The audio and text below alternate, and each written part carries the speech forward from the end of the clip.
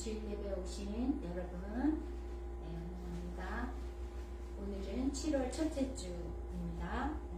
주일 오전 예배를 하나님 주신 호흡과 마음과 생각과 영과 시간과 그 모든 것을 올려드리며 하나님 앞에 예배하겠습니다. 하나님은 영이시니 예배하는 자가 신령과 진리로 예배할지니라. 아멘. 주님 가르쳐 주신 기도 드리겠습니다. 하늘에 계신 우리 아버지여, 이름이 거룩히 여김을 받으시오며 나라가 임하옵시며 뜻이 하늘에서 이루어진 것 같이 땅에서도 이루어지이다. 오늘날 우리에게 일용할 양식을 주옵시고 우리가 우리에게 죄 진 자를 사하여 준 것 같이 우리의 죄를 사하여 주옵시고 우리를 시험에 들게 하지 마옵시며 다만 악에서 구하옵소서. 나라와 권세와 영광이 아버지께 영원히 있사옵나이다. 아멘.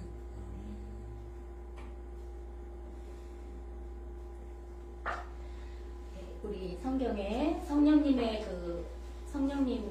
우리 안에 계실 때 열매를 맺습니다. 그 열매 중에 기쁨과 사랑과 희락과 오래 참음과 양선이 있습니다. 우리가 노력하고 애쓰고 한다고 해도 어디서 기쁨과 평강을 얻겠습니까? 우리 성령님과 동행하는 삶만이 그것을 줍니다.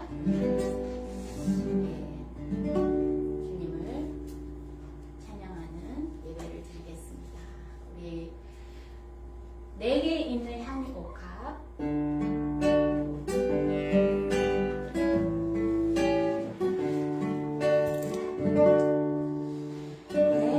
내게 있는 향유옥합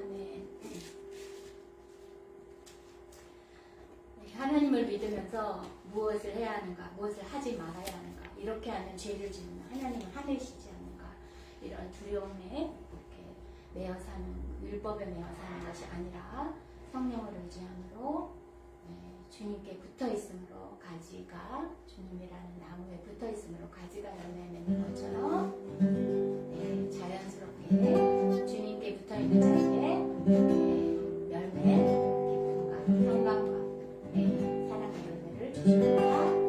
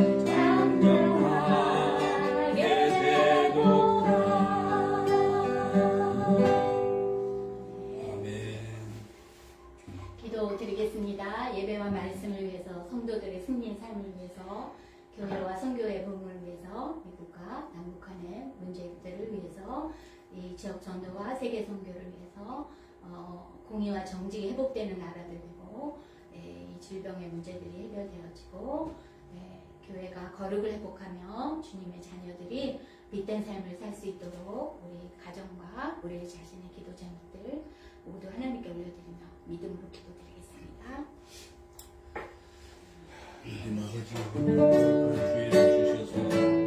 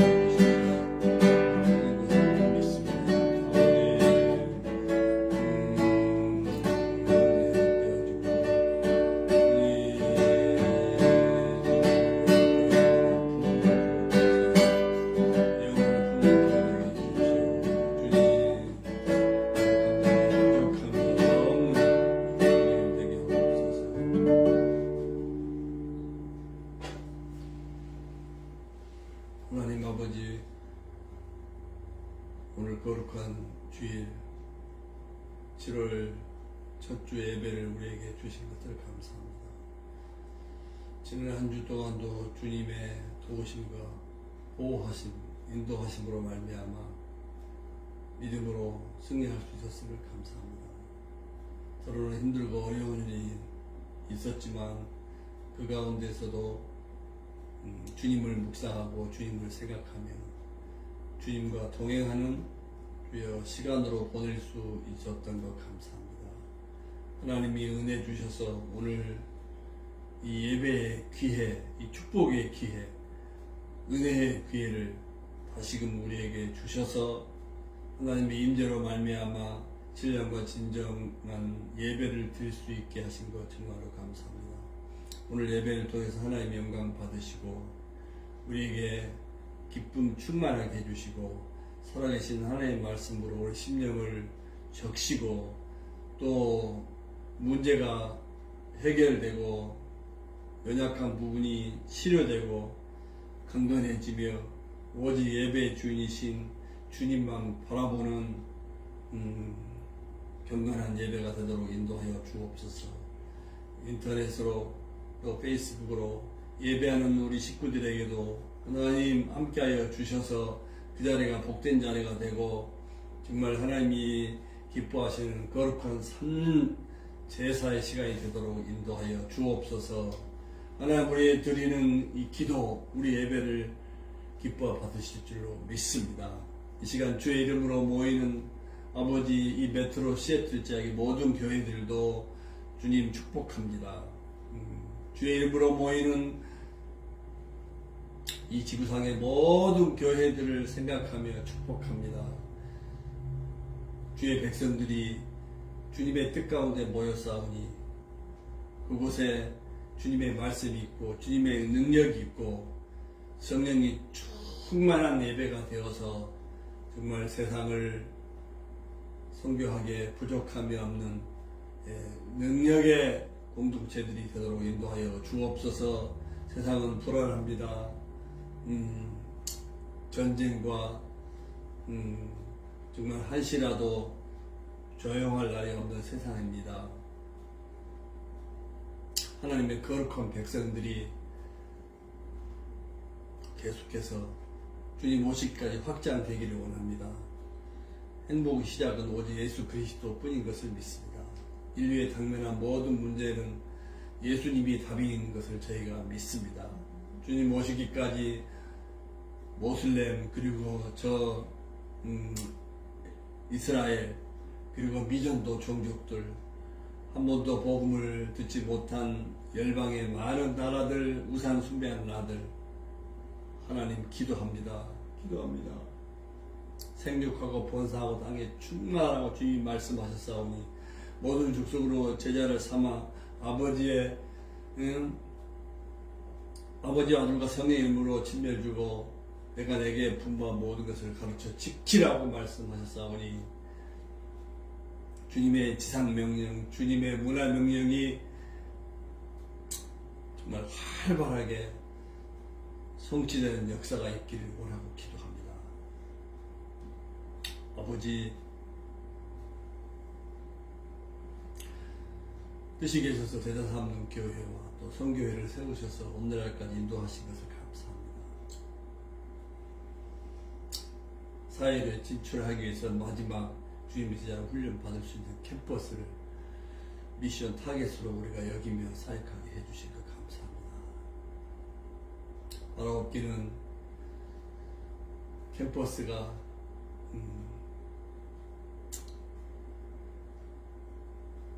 우상 숭배하는 곳이 아니라 복음화되는 곳이 되고 주님의 계절이 임하는 곳이 되고 다음 세대를 책임지고 나갈 인재를 키우는 곳이 되고 정말 세상 복음화의 비전을 볼 수 있는 재생하는 제자들을 세우는 파워 플랜트가 되게 해주시기를 원하고 기도합니다. 이 일을 우리에게 하나님께서 맡겨주셨사오니 주여 연결된 우리 형제 자매들이 캠퍼스를 품고 주님의 마음, 아버지 하나님의 마음 되어서 정말 전도와 양육과 재생산의 기쁨을 맛볼 수 있도록 인도하여 주옵소서. 시작은 미약하지만 하나님께서 창대하도록 주님 풍성하게 역사하실 것을 믿습니다. 방학 중입니다. 방학 중에도 우리 연결된 형제 자매들을 계속 훈련하고 주님 섬김의 사역이 지속되게 해주시고 또 한국과 여러 나라에 흩어진 지체들을 위해서 기도하며 무엇보다도 이제 가을학기에 새롭게 몰려들어올 많은 시집생들을 품고 준비하며 기도하며 아버지 또 영적으로 육적으로 훈련하는 리트릿의 기간이 되게 하여 주시기를 원하고 기도합니다. 지난 1년 동안 한 번이라도 주여 우리 예배와 우리의 또 캠프 여러 모임에 왔던 우리 많은 지체들을 주님 그 한 번의 만남이 지속되기를 원합니다. 계속 저희가 기도합니다. 그들의 마음을 움직여 주셔서 아직까지 예수 영접하지 않은 사람들은 예수님을 구원자 주님을 영접하게 해주시고 제자 삼는 공동체가 되어서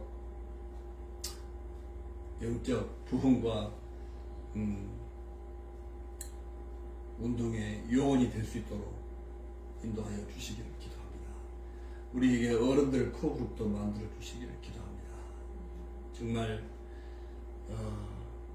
어른 젊은이들 할 것 없이 이웃을 품고 주여 전도의 기쁨, 양육의 기쁨, 재생산의 기쁨을 누리는 정말 이름뿐인 제자 삼는 교회가 아니라 전 교인들이 정말 제자 삼는 기쁨을 온전히 누리는 교회가 되도록 인도하옵소서.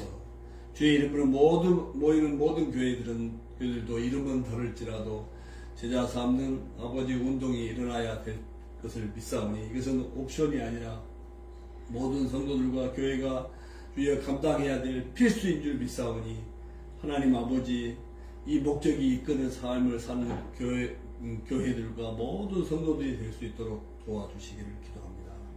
하나님 아버지 이 시간에도 전쟁 또 질병 아버지 또 분쟁 또 환경오염 정말 여러 가지 지구촌의 당면한 문제로 씨름하고 있는 아버지 나라들 종족들 아버지여 사람들을 불쌍히 여겨주시고 이 모든 문제 해답은 오직 주님의 복음밖에 없는 줄 믿사오니 겸손히 주여 하나님을 두려워하고 하나님께로 마음을 낮추고 회개하고 주여 돌아오는 운동이 일어나게 하여 주사 정말 개인의 인권이 존중되어지고 주님 자유와 해방의 기쁨을 누리면서 정말 더불어 주님 오시기까지 행복하게 사는 운동이 일어날 수 있도록 도와주시기를 원하고 기도합니다.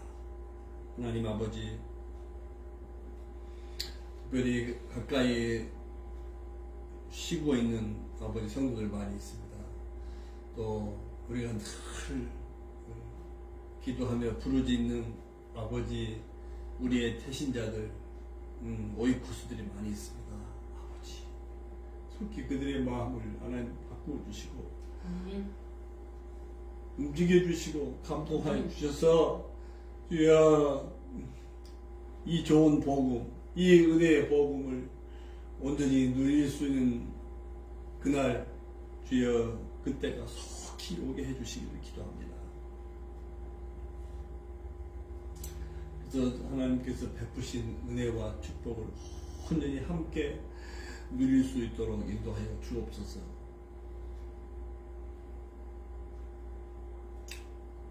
병약한 지체들은 하나님 은혜로 또 치유하시도록 간극히 하여 주옵소서. 오늘도 준비된 말씀을 저희가 함께 나눌 수 있기를 원합니다. 이 말씀이 정말 생명의 양식이 되고 살아계신 레마의 말씀이 되어서 우리의 심령 골수를 찔러 쪼개는 능력의 말씀, 주여 치료의 말씀, 주여 소망의 말씀 되도록 인도하여 주옵소서. 오늘 처음부터까지 우리 모든 예배를 주님이 기뻐 받으시고 영광 받아 주옵소서. 우리에게는 정말 하나님을 만나는 시간, 하나님의 임재로 말미암아 우리 영혼이 정말 온전한 축제의 시간이 되도록 역사해 주옵소서. 함께 해주실 주님을 믿고 찬양합니다. 우리 기도에 신실하게 응답하시며 우리가 기도하는 것 생각하는 더 넘치도록 풍성히 하실 주님 감사드리며 주 예수님의 이름으로 간절히 기도드리옵나이다. 아멘.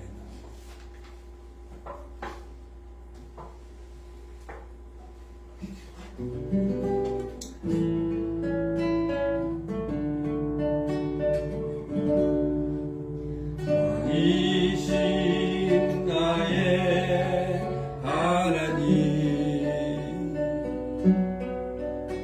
내가 주를 높이고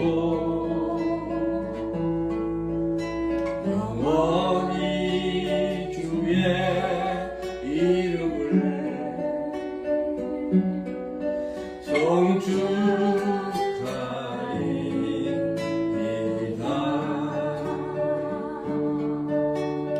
Holy is the name of the King.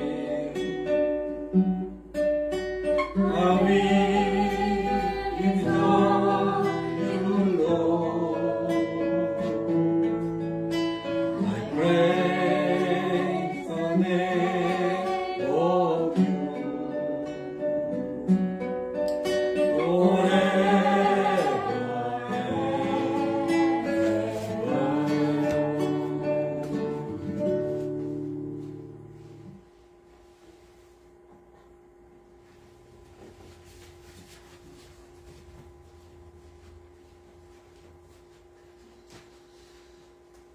주의 이름으로 환영합니다.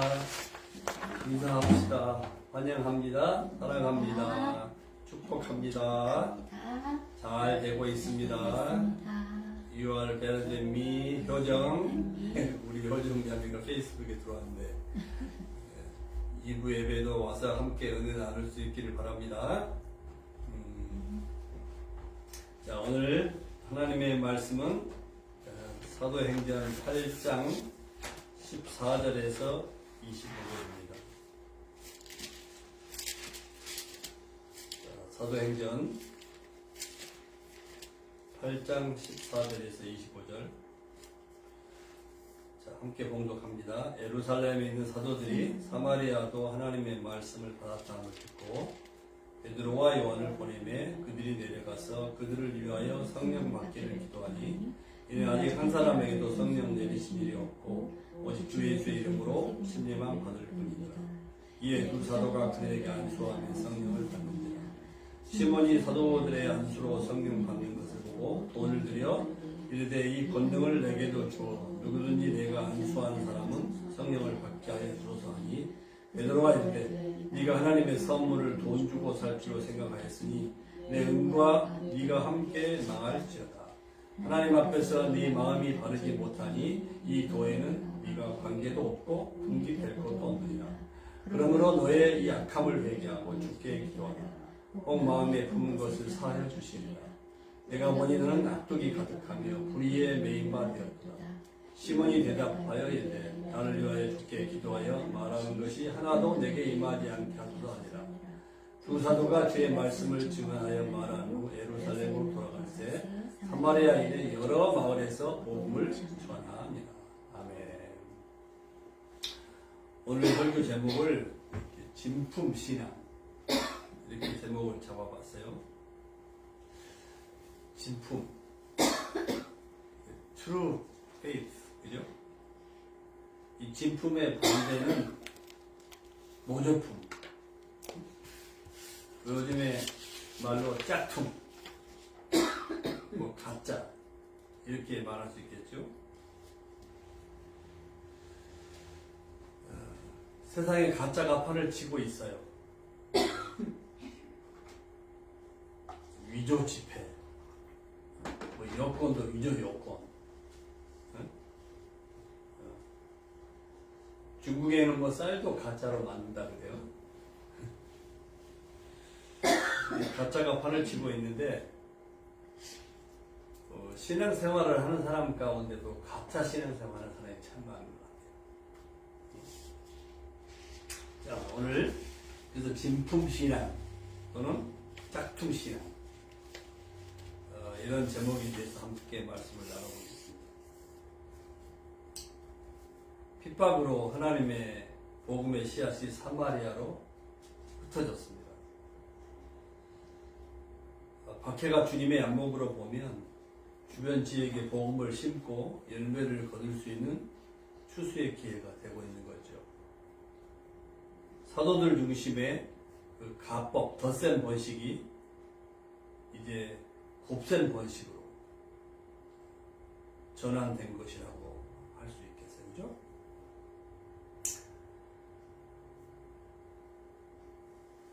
핍박을 통해서 성도들이 사마리아로 이제 흩어졌어요.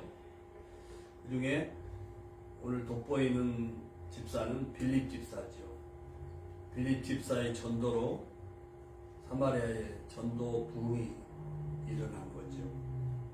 더러운 귀신들이 크게 소리 지르며 떠나가고 병자들이 나왔습니다. 사마리아 성 사람들이 믿고 다 침례를 받았어요. 사마리아 성에 큰 기쁨이 있다라고 했어요. 고레이교회 큰 기쁨, 기쁨의 축제가 일어난 거죠. 그 성의 마술로 성 사람들의 마음을 좌지우지하고 하나님처럼 추종을 받아온 마술사 시몬도 믿고 침례를 받았다고 했습니다. 전식으로 빌립을 따라다니면서 그가 그 나타나는 표적과 큰 능력을 보고 놀랬다고 했습니다. 자, 그래서 오늘 14절부터 이제 이렇게 사마리아도 복음을 받았다는 소식을 듣고 예루살렘에 남아있던 12 사도들이 베드로와 요한을 사마리아로 파송하게 됩니다. 베드로와 요한은 12 사도들 가운데 수장이라고 핵심 제자들이라고 말할 수 있어요. 자, 이 핵심 제자들을 왜 파송을 했겠어요? 뭐 여러 가지 이유가 있겠죠. 성경에는 나와 있지 않지만 빌립 집사의 사역을 격려하는 측면이 있었겠어요. 그죠? 그리고 아시다시피 유대인들과 사마리아인들 사이에는 아주 역사적으로 갈등이 아주 심각했어요. 서로 간에 나쁜 감정을 가지고 있는 거죠.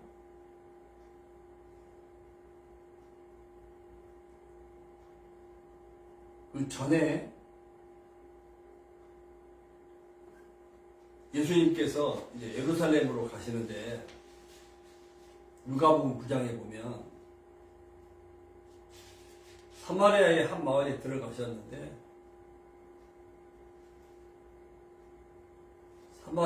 예루살렘으로 가는 여정에 사마리아 사람들이 예수님의 일행을 영접하지 않은 일이 있었어요. 이때 제자 야고보와 요한, 그게 요한이 포함됐어요. 요한이 이것을 보고 하늘로부터 불이 내려와 사마리아의 마을을 멸하도록 하시지 않겠습니까? 그런 이야기를 했어요. 그때 예수님이 제자들을 책망하죠. 그죠?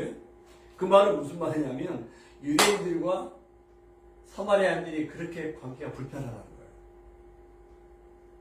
지금 예루살렘으로 가는데 한 마을에 경유할 때 좀 영접을 해주지.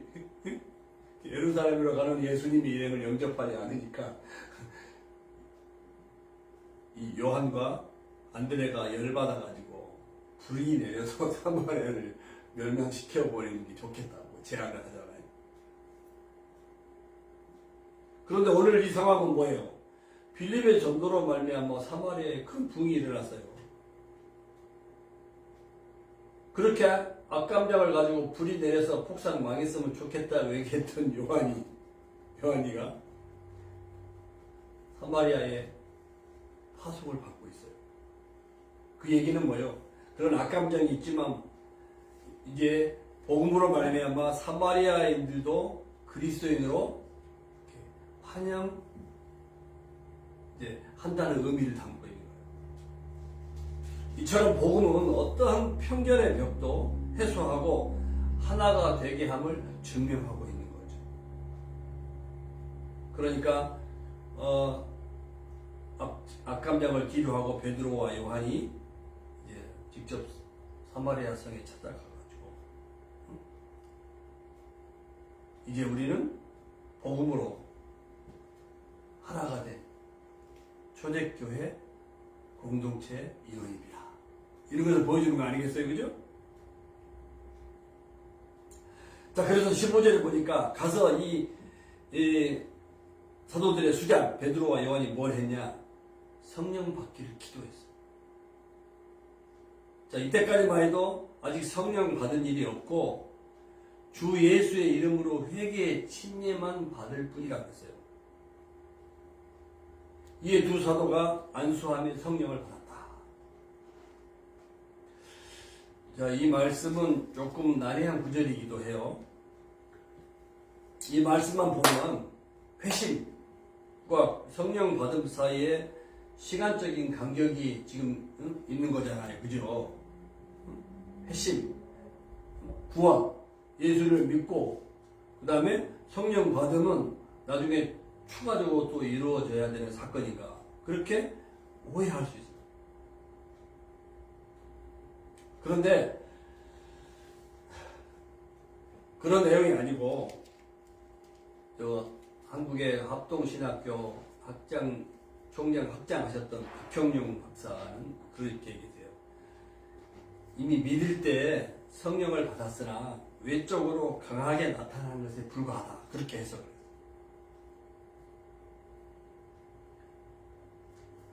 바울도 담메색 도상에서 핍박으로 가다가 부활하신 주님을 만났잖아요. 주님을 만나고 나서 눈이 멀어졌잖아요. 그때 사도가 아닌 아나니아가 주님 만난 바울을 안수하잖아요. 안수하면서 뭐라고 얘기했냐면, 사도행 이제 다음에 9장에서 공부하게 될 텐데, 예수께서 나를 보내어 너로 다시 보게 하시고 성령으로 충만하게 하신다 하니 시력이 회복되고 일어나서 침례를 받았다고 그랬어요.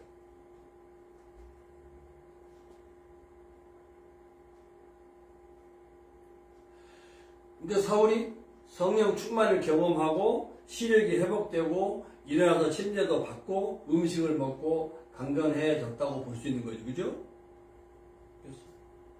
성령 충만. 그런 외적인 이제 증거가 나타나는 거죠. 그러니까 이미 주님을 만났을 적에 사울은 앞으로 하나님께서 크게 쓰실 인물로 눈이 멀게 했지만 이미 주님을 만나서 우리가 구원받은 사울이었다고 볼 수 있는 것이죠.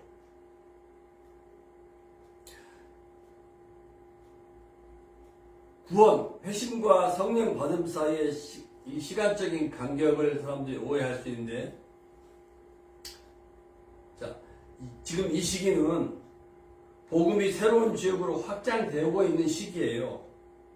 그러니까 예루살렘의 오순절 성령 강림, 사마리아의 오순절 성령 강림, 그 다음에 에베소의 성령 강림. 사도행전을 보면 복음이 증거되면서 성령님이 역사적으로 시간적으로 임재하셔서 그런 이제 표적을 보여주시는 그 말씀 내용들이 많이 나와요.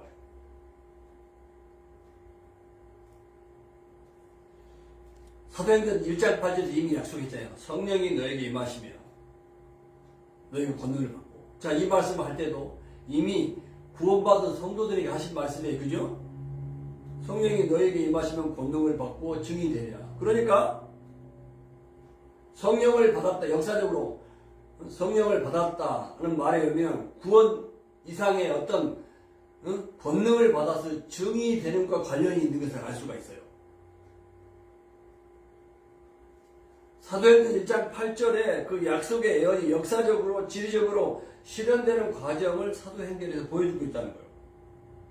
이미 믿고 구원받은 제자들 성도들에게 성령의 역사적으로 오순절 성령 강림이 있게 되면 너희가 권능을 받고 이런 표적도 일어나게 될 것이다.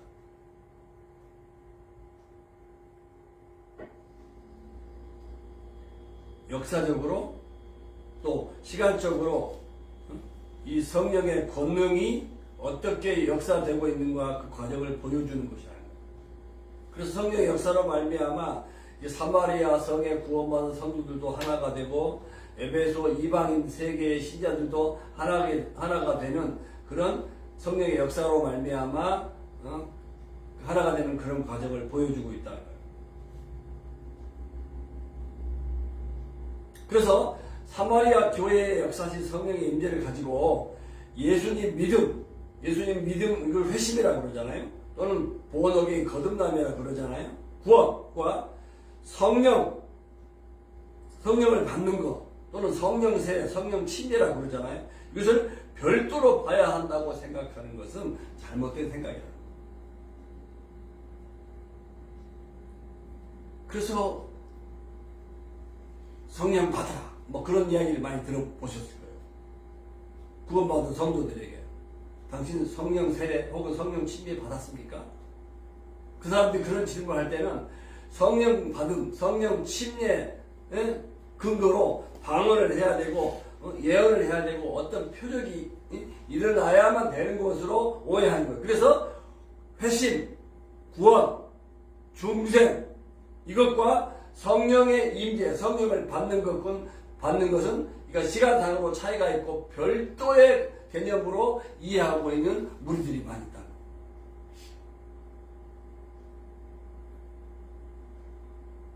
사도행전을 보면 이건 역사적으로 시간적으로 성령의 강림, 오순절 성령의 강림의 역사가 어떻게 이루어지는가를 보여주고 있는 거예요. 그런데 사도행전을 보면 성령 받았다는 것을 이렇게 성령 침례를 따로 받지 아니한 성도들이 대단히 많이 소개되고 있어요. 성령을 이렇게 받았다고 언급한 곳은 사도행전에서는 4곳밖에 없어요. 이미 우리가 2장에서 배웠던 오순절의 성령 강림. 성령의 역사적인 성령 시대를 열고 있다는 것을 우리에게 말해주는 성령의 역사적인 활동. 그러니까 말씀드린 것처럼 단순히 믿게 하는 것 이상의 능력 있는 복음의 증인이 되게 하는 역사라. 그래서 표적과 기사가 막 따랐지요. 막 가진 것을 다 사도들의 발 앞에 내놓았죠. 그래서 막 가난한 사람이 없었다 그랬죠. 생명을 바치는 헌신의 역사가 일어났어요. 다 이 오순절 성령 강림의 이 역사는 신자들에게 일어난 역사예요. 중생, 거듭남, 구원이 이미 이루어진 신자들에게 이루어진 성령님의 역사라는 거예요. 그 전에도 성령님의 사역이 없었던 게 아니잖아요. 응? 성령님의 이제는 시대, 구체적인 활동의 시대를 역사적으로 열고 계신 것을 우리에게 말씀해 주는 거예요. 성령 충만한 역사를 이루고 계시는 거예요. 그리고 오늘 보면 빌립의 전도로 믿고 침례를 받았어요. 이미 믿고 침례를 받았어요. 그런데 안수 기도로 성령을 받았다고 했어요. 이걸 보고 우리는 사마리아의 오순절 역사라고 해요. 그리고 사도행전 10장에 보면 이방인 고넬료의 집에서는요, 베드로가 안수하지 않았어도 그러니까 안수를 해야만 성령이 임한다. 이거 뭐 이런 학설도 그것이 거짓된 학설이에요. 베드로가 안수하지 않았어도 설교를 듣는 모든 사람에게 성령이 임했어요. 10장에 보면 방언을 말하고 하나님을 막 찬양해요.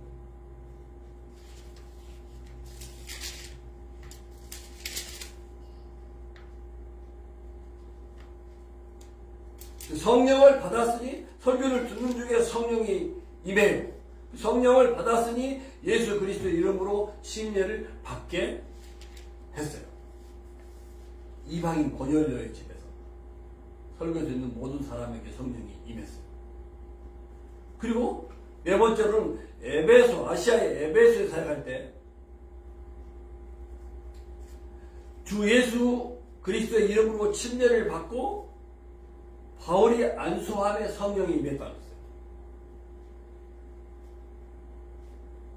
했어요. 그 전에는 침례 요한을 통한 회개의 침례를 받으면서 예수를 믿었어요. 요한도 회개의 침례를 주었잖아요. 그러면서 장차 오실 예수 그리스도는 불과 성령으로 침례를 준다. 그래서 장차 오실 예수 그리스도를 소개하는 회개의 침례를 베풀었잖아요. 그러니까 침례 요한의 침례 복음 전포와 침례를 통해서 사람들이 회개해서 앞으로 오실 예수 그리스도를 믿는 중생의 역사가 있었단 말이죠. 그 성령님에 대해서 구체적으로 깨닫지 못했기 때문에 진정한 복음을 깨닫지 못한 상태라고 말할 수 있겠죠. 자, 이렇게 성령의 임재, 성령을 받게 되는 오순절 역사, 이렇게 사도행전은 네 군데 밖에 나오잖아요. 그러니까 이것이 역사적인 관점에서 성령님의 역사를 말하고 있음을 보게 돼요.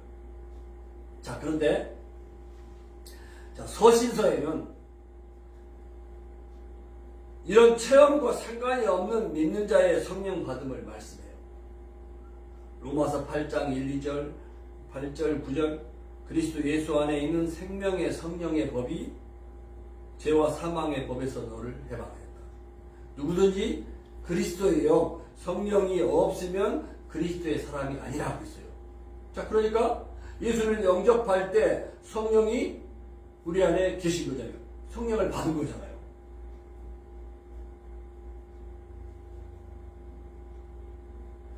에베소 4장 3절에 보면 성령님이 하나 되게 하신 것을 힘써 지키라. 한 성령으로 침례를 받았고,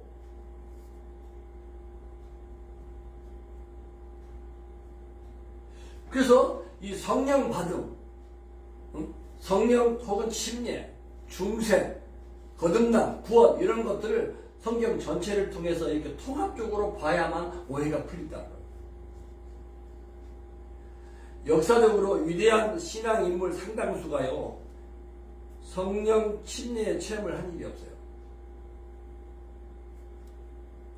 어거스틴이라든지 루터라든지 칼빈, 허드슨 테일러, 빌리 그램, 한국의 주기철 목사님, 안희숙 여사도 마찬가지고. 그러니까 무슨 말이냐면 예수를 영접할 때, 자기가 죄인 것을 깨닫고 예수님을 구원자 주님을 영접할 때 특별한 성령 체험, 여기서 말하면 이런 체험, 막 방언을 하고 예언을 하고 어떤 표적을 경험하는 거 없어도 말씀의 약속으로 성령님이 예수님을 영접하고 중생하고 구원받을 때 성령님이 자기 안에 계신 것을 확신했다 그 말이에요. 현실적으로 교회 다니는 교인들 80% 이상이 특별한 체험과는 거리가 멀어요. 그러니까 이 말은 특별한 성령 체험을 하지 않았으나 성숙한 그리스도인으로 사는 사람들이 대단히 많다는 거죠. 자, 그래서 오늘날 신약시대의 결론으로 말씀을 드리면 이거예요. 믿고 구원받을 때 동시에 성령 침례도 받는다. 아멘? 특별한 체험으로 방언, 예언이 있어야 된다는 것은 잘못된 신앙이다. 단지 뭐예요? 성령님 믿고 구원받을 때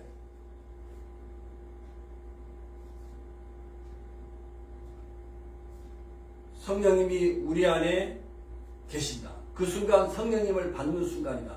성령 침례를 받는 순간이다. 그러나 성령님이 각 사람에게 주시는 은사는 다 다양하게 나타난다는 거예요. 그래서 예언도 하고 방언도 하고 병 고치는 은사도 있고 성경에 보면 여러 다양한 은사가 많이 있잖아요. 섬김의 은사, 뭐 여러 가지 직분의 은사, 가르침의 은사, 봉사의 은사, 많은 은사가 있잖아요. 그러니까 특별한 체험은 없을지라도 예수님을 구원자 주님을 영접하는 그 순간 성령님이 우리 안에 계신다. 성령 침례. 그래서 거듭남, 중생, 성령 침례. 그래서 동시에 이루어지는 사건이다. 그러나 성령님의 임재, 성령님을 우리가 선물로 받음으로 말미암아 각 사람에게 나타나는 은사가, 그 은사 가운데 방언일 수도 있고 예언일 수도 있고 병 고침, 섬김, 봉사, 그 다음에 뭐 음악, 여러 가지 재능, 이것도 다 은사잖아요. 이런 은사가 다양하게 나타나게 되는 것이다.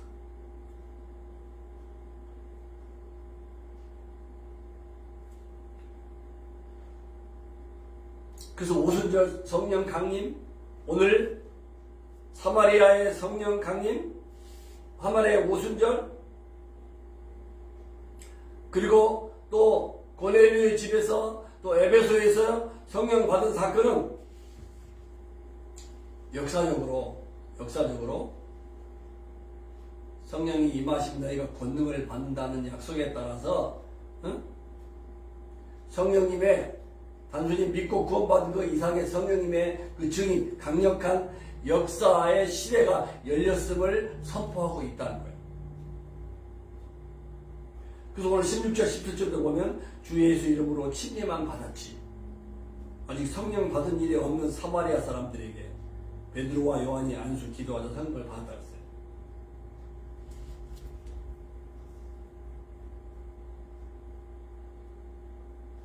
성령님의 역사적인 활동이 재개되고 있음을 보여준 것이죠.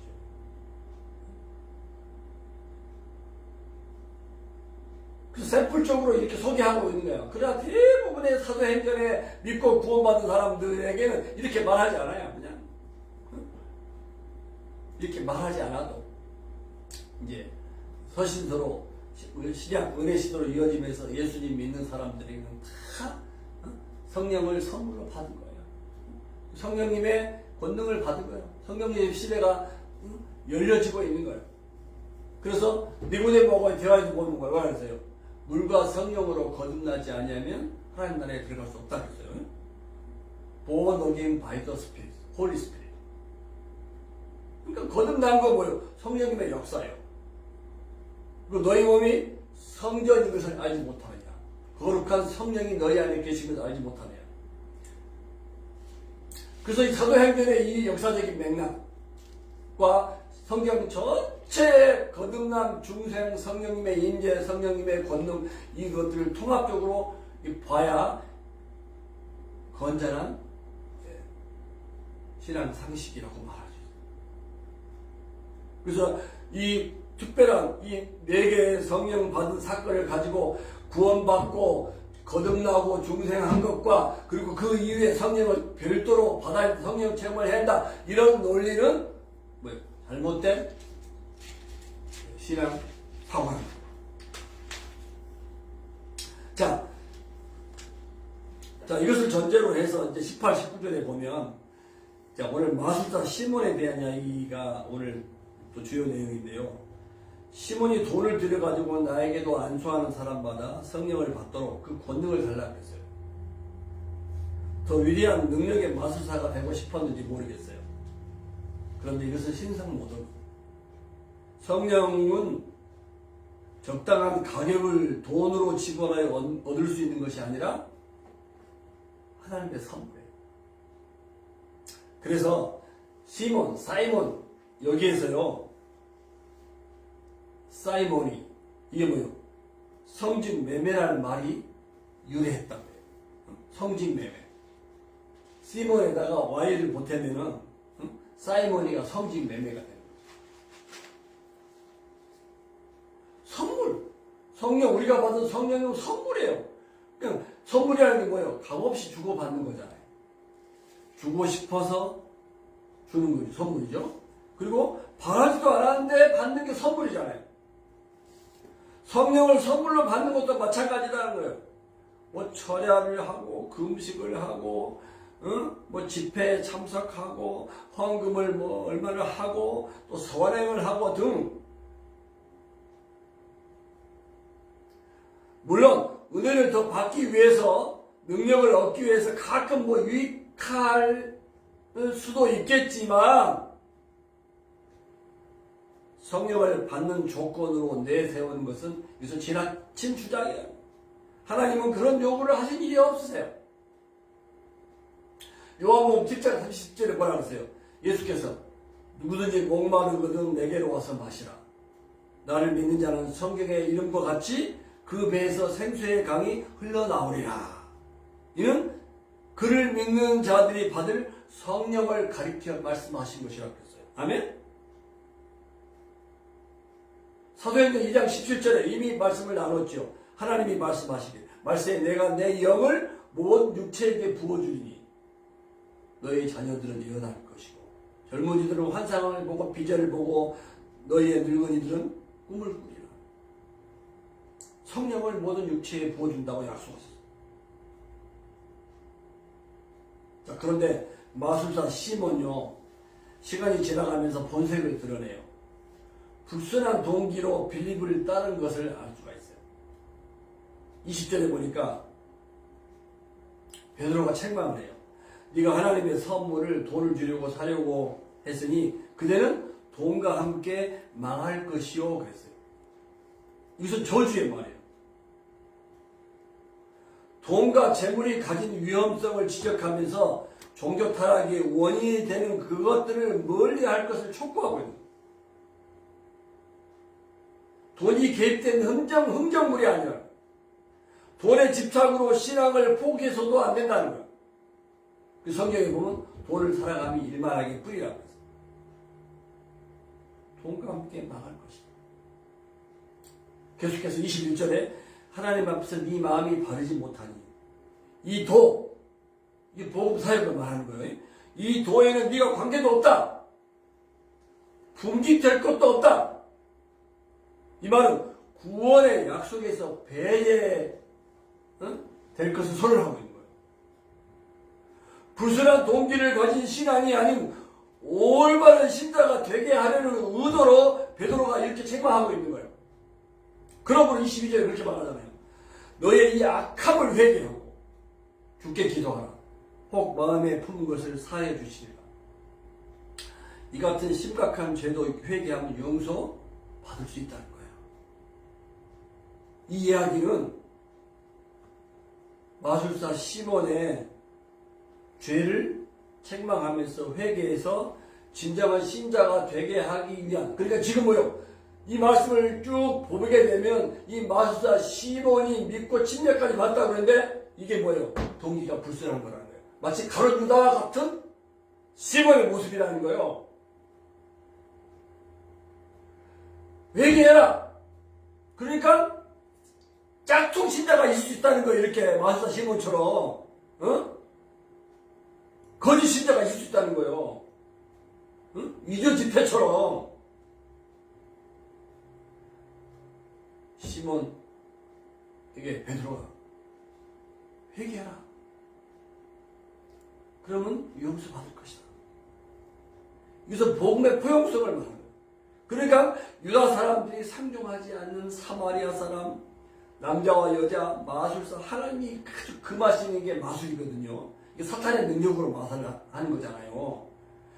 누구든지 복음을 믿을 수 있고 침례 받을 수 있고 성령 받을 수 있고 교회에 들어올 수 있어요. 또한 복음 안에 들어온 자는 회개하고 삶이 변화되는 거예요. 그래서 교회는 모든 사람을 포용해요. 병원은 병자를 위해서 존재하는 것처럼 교회는 죄인들을 위한 것이고 그리고 그 죄인들이 치료되고 변화되고 성화되는 것이에요. 그런데 이 마술사 시몬은 하나님이 제일 싫어하시는 이 마술을 버려야 되는데 여전히 성령도 돈으로 사서 그 능력을 빌립이 행했던 능력을 자기 것으로 만들어가지고 계속해서 그걸 못 버리고 있는 것을 볼 수 있어요. 짝퉁인 것을 알 수가 있어요. 가론유다처럼 모조품인 것을 알 수가 있어요. 23절에 보면 내가 보니 너는 악독이 가득하며 불의에 매인바 되었도다. 미신과 마술의 쓴뿌리에 여전히 집착되어 있다는 거예요. 과거의 나쁜 습관을 버리지 못하고 있는 거예요. 그래서 회개하라고요. 너도 품는다 우리 교회는. 그런데 시몬의 대답을 보세요. 나를 위해 주께 기도하여 말한 것이 하나도 내게 임하지 않게 하소서. 아니 자기가 회개하고 기도하면 될 거 아니에요. 회개의 증거가 아니에요. 하나님의 심판을 모면하고자 하는 거예요. 이것은요, 바로가 모세에게 자신을 위해서 기도해달라고 한 것과 비슷해요. 출애굽기에 보면 재앙이 오잖아요. 그러면 바로가 모세에게 뭐라고 해요? 재앙을 떠나게 해달라고 기도해달라고 그러잖아요. 이것은 바로의 회개가 아니잖아요.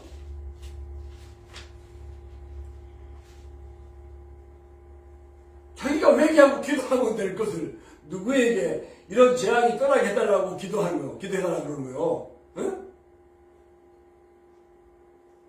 바로도 회개를 하지 않았잖아요.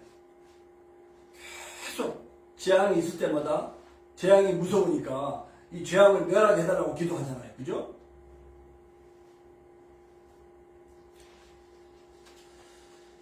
자, 이렇게 사역을 하고 난 다음에 베드로와 요한 25절에 보면 주의 말씀을 증언한 후에 예루살렘으로 돌아가는 길에 사마리아 여러 마을에서 복음을 전했다고 했어요. 빌립이 시작한 사마리아 전도를 초대교회가 인정하고 허락했다는 거예요.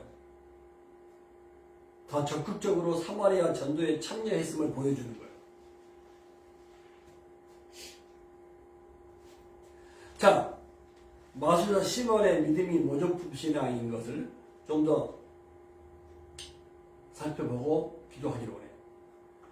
분명히 성경에 보면 시몬도 믿고 침례를 받고 전심으로 따라다녔다고 했어요. 과연 시몬이 그리스도인가? 13절에 믿고, 이 단어는 피스티오라고 그러는데요. 항상 구원의 믿음을 나타내는 동사가 아니에요.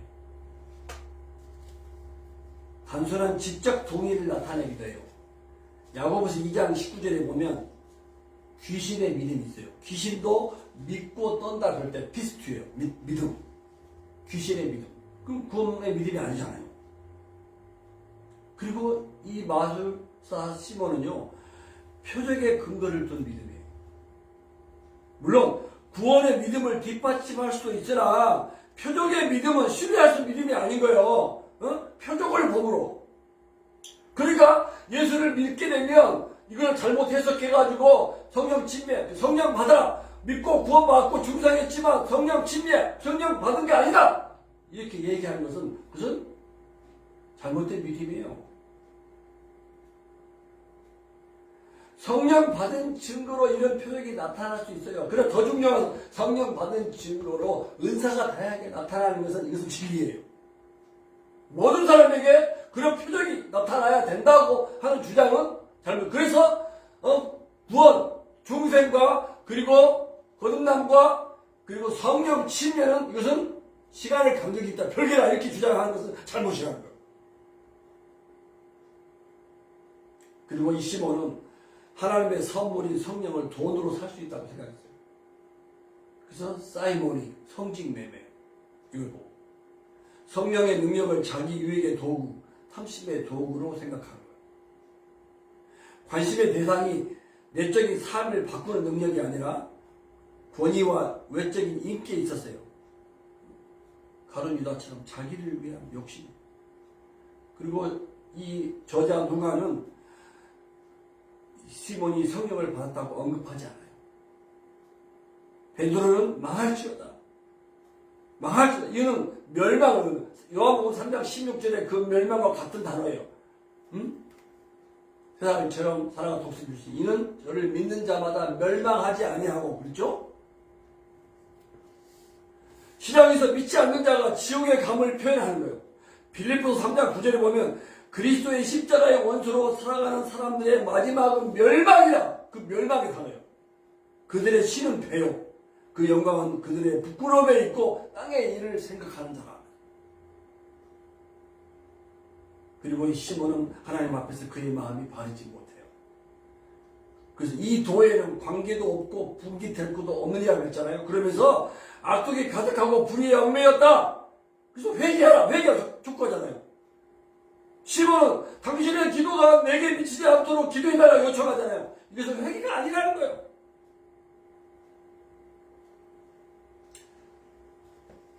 이렇게 모조품, 가짜, 짝퉁이 판을 치는 세상이에요.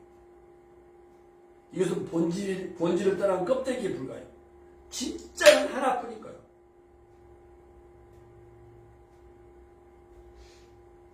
이 신앙에도 모조품 신앙이 많이 있을 수 있다는 거예요.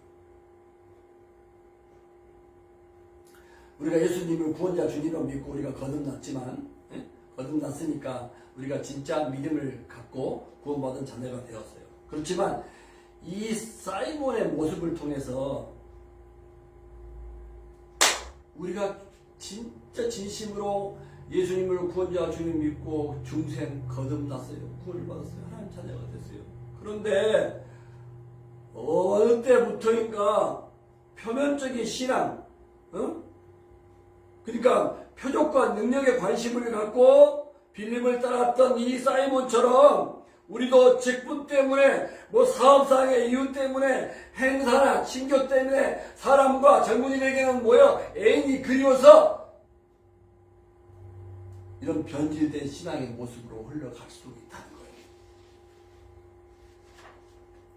그리고 또 우리가 이 짝퉁 신앙에서 배울 수 있는 것은 뭐냐면 황금 만능주의 신앙. 돈이면 다 해결된다는 사고방식이 있잖아요. 돈 때문에 돈의 노예로 얼마나 사람들이 분주하게 살아요. 신앙도 자꾸 돈과 연관줘요. 심지어 성령까지도 돈으로 살 생각을 하잖아요. 성직매매. 직분도 돈으로 얻으려고 하는 풍조가 교회 안에 얼마나 많이 되죠. 그래서 다 그런 건 아니지만 돈이 없으면 직분도 못 받는다. 그런 얘기가 이렇게 만연해 있잖아요.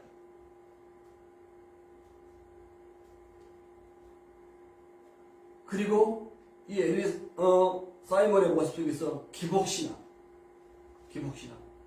회개하길 꺼려하고 계속해서 이런 재앙이 나에게 임하지 않도록 바로처럼 그렇게 기도를 요청하잖아요. 회개하지 않잖아요. 그러니까 자기 회개, 다 이 사람들을 품어요, 교회는. 그래서 회개하고, 마술의 능력, 사탄의 능력을 다 포기하고 성화되고 변화되어야 되는데 그런데 관심이 없어요. 그저 이런 재앙이 나에게 임하지 않기만을 바라는 거예요. 그리고 사업이 잘 되기를 바라요. 건강하기를 바라요. 소원 성취를 위해서 100일 기도, 이런 것이 다 나쁜 것은 아니겠지만 동기가 육신의 정욕과 안목의 정욕과 이성의 자랑이에요. 그러니까 베드로가 악한 생각을 회개하고 기도하라고 책망하고 있어요. 그러나 사이몬은 회개하잖아요. 자기 중심으로 살면서 이런 것이 자기에게는 임하지 않기만을 바라고 있는 기복신앙의 모습을 보여주고 있다는 거예요.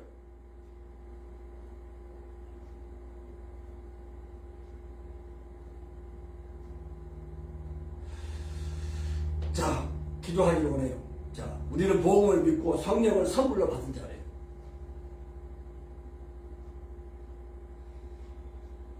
외모를 신자처럼 꾸미고 사람들에게 보일 수 있겠어요. 또 인정받을 수 있어요. 그러나 거짓된 믿음을 가진 사람은 복음과 전혀 관계가 없는 사람이에요. 표리부동이라고 그러나요? 표면적인 신앙. 우리도 구원받았지만 어느 때부턴가 세상에 물이 들어가지고 이 짝퉁 신앙의 모습이 많이 오염되어 있을 수 있다는 거죠. 성령의 선물을 자기 정욕에 쓰려는 시도는 망할 것이라 했잖아요. 그러니까 하나님을 내가 성령의 인도를 받는 시대가 되게 중요하잖아요. 성령을 이용하는 것이 아니라 성령의 은혜, 능력, 선물로 우리가 사는 사람이 받을 자격이 없는데 받은 선물을 감사하면서 성령님의 인도받고 사는 신자예요. 그죠? 성령을 우리가 하나님, 예수님을 이용하는 게 아니에요.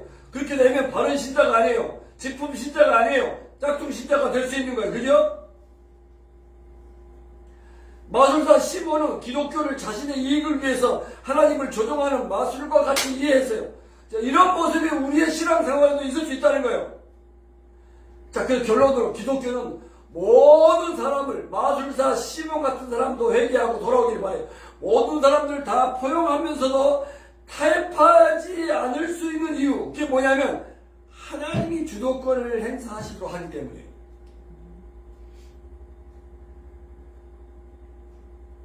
그리스도의 이름, 예수님의 이름으로 하나님을 조종하며 사람이 원하는 대로 행하게 하는 마술사가 아니에요. 하나님은 그리스도인이 그분의 뜻대로 살기에 원하세요. 그러니까 모든 사람을 품으면서도 우리는 세상과 타협할 수가 없어. 왜? 내 인생의 주도권이 내가 아니고 하나님이시기 때문에. 아멘? 이렇게 사는 사람이 그리스도인이라는 거예요.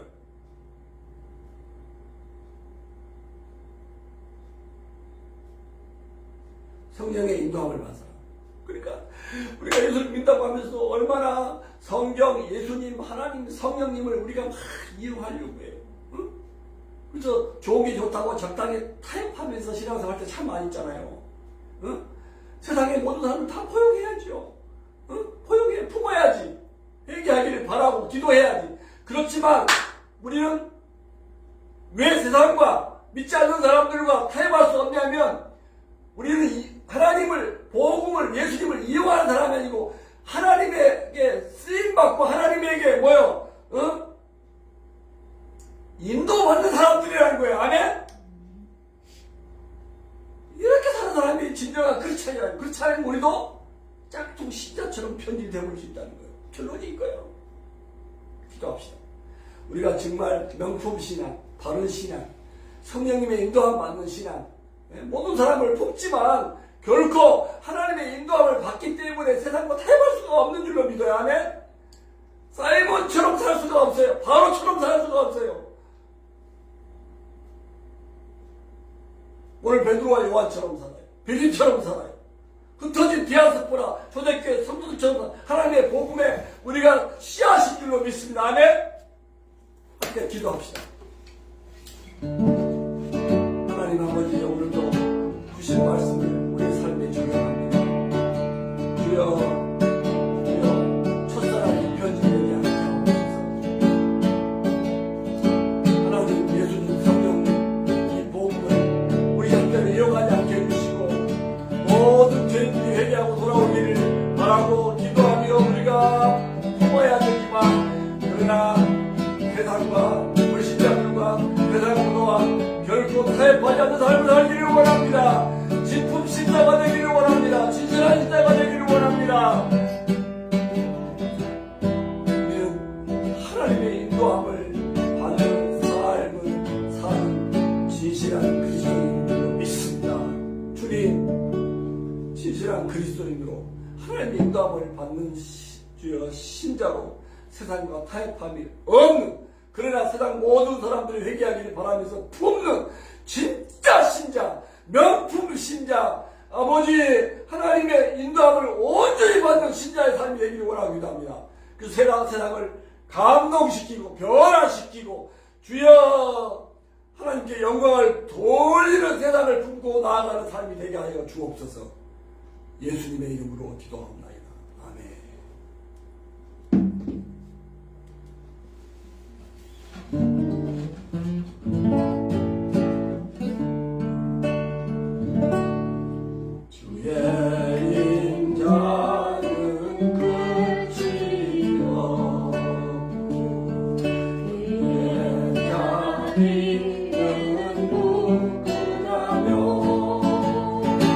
아침마다 새롭고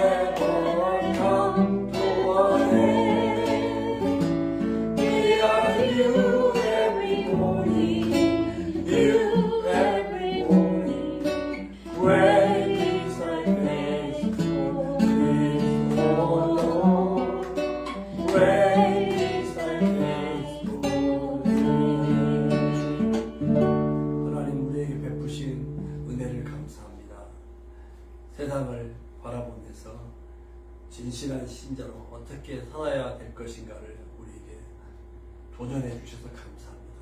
받은 말씀대로 주여 믿음으로 승리하는 진실한 신앙이 되기를 간절히 원합니다. 타협하지 않고 그러면서도 죄인들이 회개하기를 바라면서 모든 사람을 품고 나아가는 주여 진실한 신자, 승리하는 신자의 삶이 되기를 원하고 기도합니다. 우리를 통해서 주여 베드로와 요한처럼 빌립처럼 핍박을 통해서도 굴하지 아니하고 흩어진 디아스포라 성도들처럼 아버지 우리에게도 놀라운 일이 앞으로 펼쳐질 것을 믿습니다. 사도행전 29장에 새로운 역사가 써지게 될 것을 믿습니다. 캠퍼스에서, 가정에서, 직장에서, 우리 사회에서 참으로 이런 놀라운 일이 일어날 것을 기대하면서 감사합니다. 우리에게 주신 주여 이 은혜와 또 축복이 감사해서 헌금하게 해주신 것 감사합니다. 드린 손길을 복되게 하시고 성령 충만한 열매가 주렁주렁 맺는 삶이 되게 하옵소서. 지금은 우리 주 예수 그리스도의 크신 은혜와 하나님 아버지의 놀라우신 사랑과 성령님의 감동 감화 충만케 하시는 역사가 예배하는 사랑하는 모든 식구들 머리 위에 지금부터 영원하옵기를 간절히 축원하옵나이다. 아멘.